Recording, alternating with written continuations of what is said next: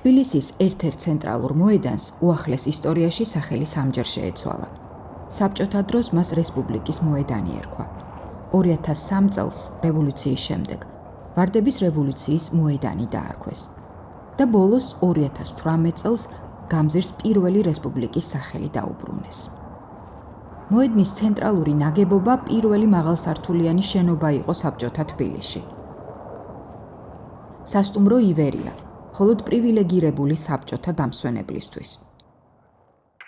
1992-93 წლებში ქართულ-აფხაზური ომის დროს ის ერთ-ერთი პირველი შენობა იყო, რომელიც დევნილთა ვერტიკალურ ჩასახლებად გადაიქცა.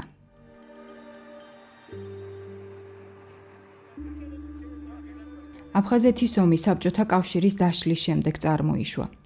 საქართველო ამ კონფლიქტს რუსეთის მიერ ქვეყნის ტერიტორიის ოკუპაცია დაფასებს.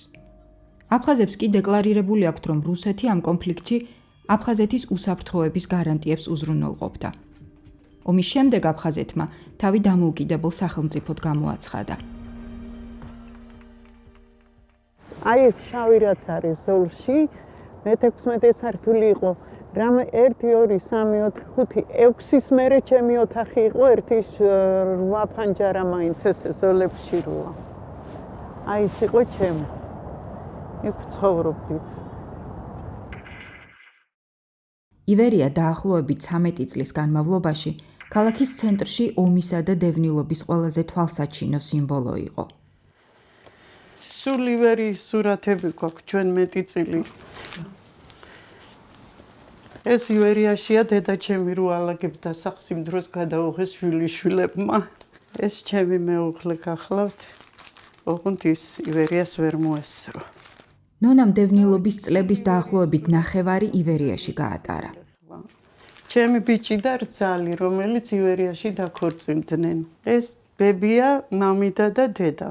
ბებია მერვე სართულზე რო ვიყავით, ვერ გაუძლო იმას, რომ მიწაზე არ იდგა და დაიღუპა.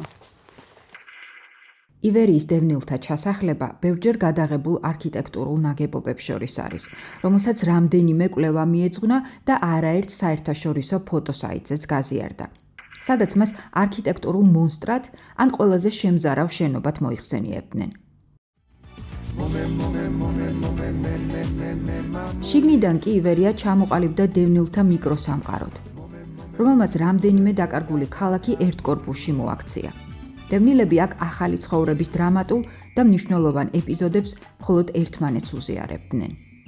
რესტორანი იყო და ქორწილები თუ ვინმეს ქონდა, ქელეხი თუ ვინმეს ქონდა 40 წლის თავი რაღაც ეგეთი რაღაცები სულ იმ რესტორანში გქონდა და როგორც აქ ცხოვრობდით, იმდენს არ გვახდევინებდნენ როგორც ხვებს.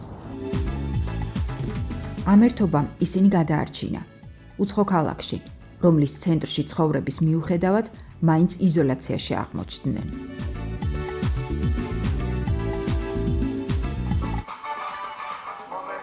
სულ აფხაზეთის ხალხია გადაღებული დიძელი.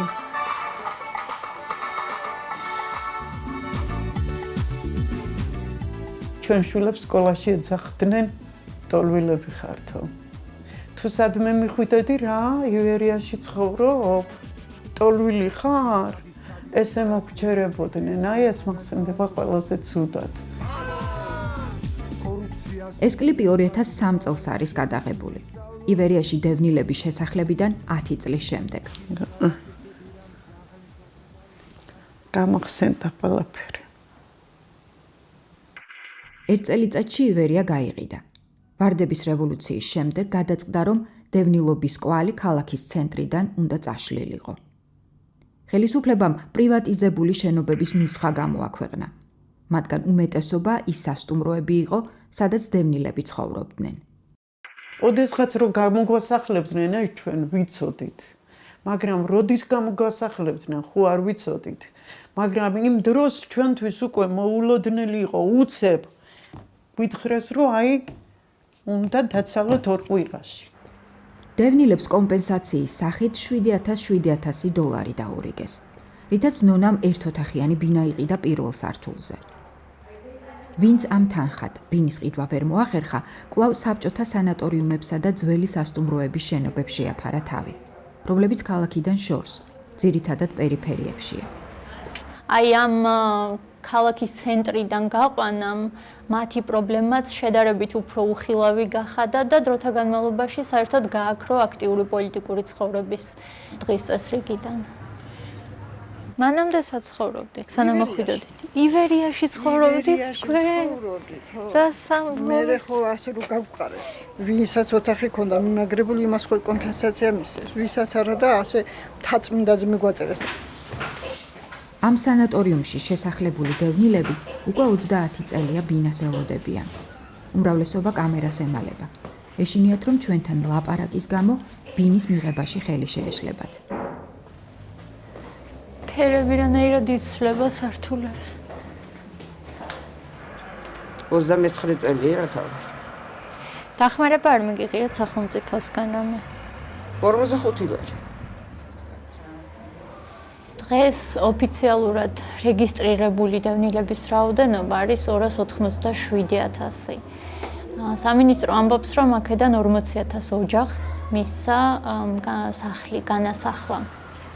დანარჩენი ელოდება სახლს. მაგრამ სტატისტიკა ასევე ამბობს, რომ წელიწადში დევნილ მოსახლეობას ემატება 4-დან 5,000-მდე ახალდაბადებული ბავშვი. და ეს სტატუსი ხდება უკვე მემკვიდრეობითი. ქეთის ართანია 2 წლის იყო, როდესაც მისი ოჯახი აფხაზეთიდან იძულებით წამოვიდა. პირველი წლები მათ საბავშვო ბაღის შენობაში გაატარეს. შეიძლება? ქეთი სოციოლოგია. ის დევნილობის 30 წლიან გამოცდილებას იკვლევს. იმ ტრავმებს, რომლებიც უცხო ადგილას, საკუთარი სახლის ძიებას სულ თან ახლავს. და ეხლა რას ფიქრობთ დაბრუნებაზე? მოვესწრები ეგ დაბრუნებას. ფეხი წავალ რო იყოს. რო არ შემიძლია სიარული, მაინც წავალ. დევნილობის პირველი წლები პოლიტიკაზე უფრო მეტად შეიძლება დახასიათდეს როგორც ქაოსი, იმიტომ რომ არავინ არ იცოდა რა ხდებოდა, ვისგან რას ელოდებოდნენ. ერთადერთი იყო იმედი და მოლოდინი რეალური დაბრუნების. აი ეს სასტუმროები მართლა რეალური სასტუმროების ფუნქციას ასრულებდა, სადაც დევნილები ჩამოსახლდნენ ხო ქალაქში. მე ერთ კაბაში ვარ გამოსული. რომ მალე დაბრუნდებოდნენ. 4 გასაღებით დავკეტე და ჩემი ხვარი დამცინოდა. ვაიმე! ახლოსად ვიცოდი. სალამაზი არის, кайფერი არის. რო გამოვედი, ეს ჩავაგდე და ამაში ვიყავი. აი ეს ქვედა. ეს წამოვიღე და ის მეცვა. ეს რატო წამოიღეთ? რა ვიცი, წამოვიღე. არაფერს არ ეკუთვნი, ფიზიკურად შეიძლება აქ იყო, მაგრამ ეს სადღაც რომ უნდა დაბრუნდე, ეს მუდმივად არსებობს შენს მეხსიერებაში, შენს ყოველდღიურ ცხოვრებაში და აი ეს შეკითხვა დაბრუნდები თუ არა, შენთვის არ არსებობს. რა გავაკეთოთ იქ რომ დაბრუნდებით? რას მშობლები აკეთებდნენ? მაგრამ ჩვენ ხო არ გვახსოვს არაფერი. ყველაფერი აქაურზე უკეთესი იქნება. შენ აუცილებლად უნდა დაბრუნდე, მაგრამ თან აქ ცხოვრობ უკვე, აქ გაიზარდე და ამ საზოგადოებას ეკუთვნი რაღაც გაგებით, მაგრამ თან არ ეკუთვნი, იმიტომ რომ შენგან ელიან, რომ აქედან ოდესღაც აუცილებლად წახვალ.